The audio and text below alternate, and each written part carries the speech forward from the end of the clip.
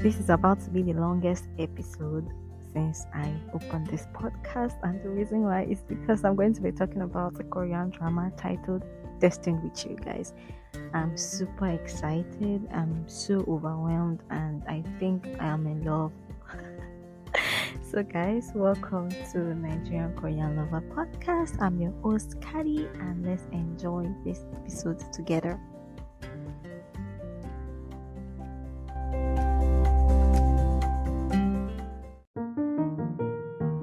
Hello, my name is Kadi, and welcome to Nigerian KoreanLover podcast. Here on my podcast, I hope that you feel like you are living the Korean culture through me and experiencing the Korean culture in Nigeria. And also, you join me while I review Korean drama and also recommend Korean drama, to mention a few. So, every week on this channel, you hear me talk about Korean Halloween Wave, which involves K drama, K pop, Korea in Nigeria, to mention a few. This would be like a conversation or a lot of chats on the experience, my feeling with relation to K drama, with K pop and K Korea life in Nigeria. I'm excited to try out this podcast, and I hope you join me on this amazing journey while we go through Korea and Nigeria. K drama titled Destined with You is a 16 episode Korean drama, and basically it's talking about two people, which is Lee Hong Jun and Jang Sin Yu, guys. And the cast is Cho Bo Han, Rowan, Hanjun, and Yura. The creator is Nam Ki Hyun, Ro Jisoo, and the maturity rate is 16 plus. The genre is Korean. You know, this channel is about everything Korean, and it's a romantic TV comedy. And this show is swoon worthy and is romantic. So if you are listening to this and you don't want a spoiler, then I don't think you should listen to this, because there's no way I'm not going to give a spoiler, guys. Okay, so the theme is about Lee Hong Jun being sent to investigate about an ominous temple. So when she got to the temple, she came against the mysterious and cursed Jang Sin Hill. The funny thing is, in episode one, when she went to, like, when she was faced with the complaint and an accident, when she went to investigate the temple that she was supposed to go to, she was scared, and then anyway, she got there, and when she got there, she slept and she fell because she heard a voice saying, "What took you so long?" And then she saw someone come out from inside the shrine.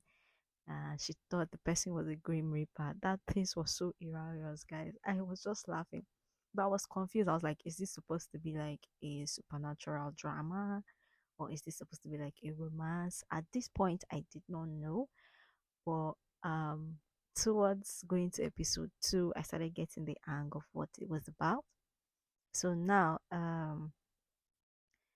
Jang Hyo was seen her, snapped her, and funny enough, she thought she saw a Grim Reaper. But funny thing is, like, she just didn't think about it. All her mind was she's dead. She has seen a Grim Reaper.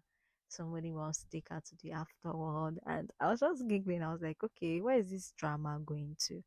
And then funny thing is, she went to look for the owner of the shrine, and she found out that it was the guy that she thought was the Grim Reaper. That's Jang Sin Yu. Now this episode is a little bit confusing and it's hilarious, but it's worth it, guys. If you can, like, skip, like, watch it till the end of episode one, then you will get it. Okay, so now there's a box involved. There are clips of past lives, and I'm like, okay, is this about to be a time travel Korean drama? Is this about to be a supernatural Korean drama? I was a bit skeptic, but I kept on watching. And then towards the end of episode one, I started understanding what the drama was about. So now there's this box, an enigmatic box that contains something, and they have to open it to see what is inside. Okay, so that is where episode two comes in. Episode two is now Ong John is in possession of the box, and the box, it was given to her by Jang Sin Yu, who is the owner of the shrine that has been passed down through generation in his family. And for them to destroy the shrine which Ong Jong wants, she has to go and meet the shrine shaman, which is related to Jang Sin Yu. So Jang Sin Yu gives her the contact. She went there and they gave her permission to destroy the shrine. So now she's in possession of the box and they have to figure out what is inside. I don't want to give you a spoiler. I'm trying my possible best not to give a spoiler. So in episode 2, she's in possession of the box. And guys, even me, I'm like, okay, what is inside this box? Break it already, you know? So after several attempts of breaking it, she couldn't break it. But I think what triggered the opening of that box was because of when she was about to trip, how she injured herself. Maybe death or threat of life was a reason why the box opened. Anyway, the box opened and then we found a spell book. Okay, and I was like, okay, where's this going through? Is it going to be witchcraft? Is it going to be something different? But I just sticked around and I continued watching, guys. And then that's how we found out that it was a spell book that was inside. There were different type of spells, spells for to be beautiful, spells to fall in love. And guys, I did mention that she had a crush on one of our fellow colleagues in the hospital in the workplace. So she's like a civil servant, working for a city that controls the park, stuff like that. Okay, guys, I really, really don't want to give you a spoiler, but that's how episode 2 goes to. And then in episode 3, she's desperate for love and she wonder if she can do a spell. She did a spell for love, and here we have it in episode 3. She's wondering if the spell was successful, and we can see that Sinyu was, just following her up and down, and just I don't know, it was just over her, only for them to find out that he was the one that drank the water that had the love potion. Okay. Anyway, he asked for one spell from the book, which is spell for I think long life or healing or something. But then he believes that it's cursed from generation to generation. Towards the end of the drama, you get to understand why he felt that way. But guys, at this point, I was like, okay, I think I'm finally getting the hang of this drama. Okay, so we get to episode 4.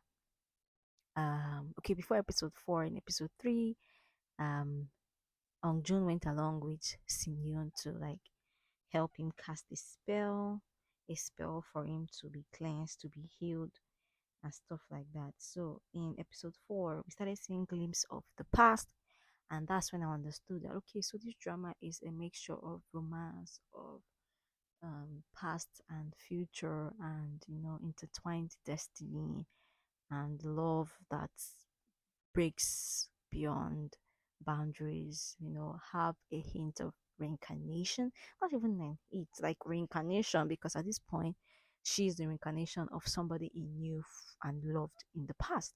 And apparently, in the past, he was a prince and she was a shaman. Okay, so this is where the story gets interesting. Okay, so during the mix up with the spell, Shinhun apparently drank the love spell, and then Ongjun has cast a spell for Shin Yun to get healed from his curse, to break a curse. So we jump to episode 5.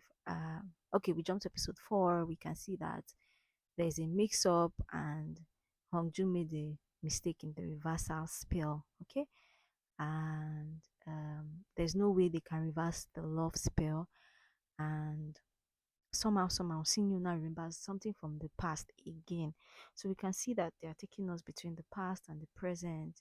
And in episode 5, we can see that Sinyu finds himself unable to resist the desires of the art, but a third party complicates the matter, which Ongju pursues as a romantic interest of her own. So remember the part where I said that she did the love potion because of love. So the person that was supposed to drink it is who she has affection with, but somehow he didn't drink it. It was Sinyu that drank it.